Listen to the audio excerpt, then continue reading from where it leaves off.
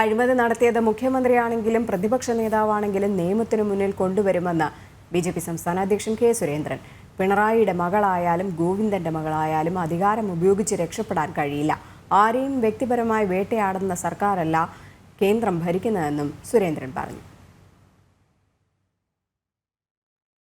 നരേന്ദ്രമോദി സർക്കാർ ഇവിടെ ഭരിക്കുന്നത് കൊണ്ട് ഈ രണ്ട് മുന്നണിയിലെയും അഴിമതിക്കാരായിട്ടുള്ള നേതാക്കന്മാരെ നിയമത്തിന്റെ മുന്നിൽ കൊണ്ടുവരുമെന്ന് ഉറപ്പുള്ളത് കൊണ്ടാണ് ഈ അന്വേഷണങ്ങളെ ഇവരെല്ലാം ഭയപ്പെടുന്നത്.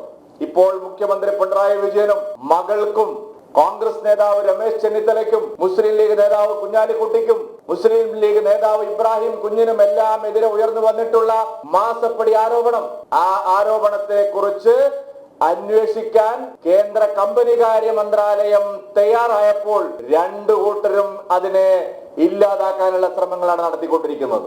ആ അന്വേഷണം ശരിയായി നടന്നാൽ കേരളത്തിലെ ഇരു മുന്നണികളുടെയും പൊള്ളത്തരങ്ങൾ, ഇരു മുന്നണി നേതാക്കന്മാരുടെയും മുഖം മൂടി പിച്ചി ചീന്തപ്പെടുമെന്നവർക്കറിയാം.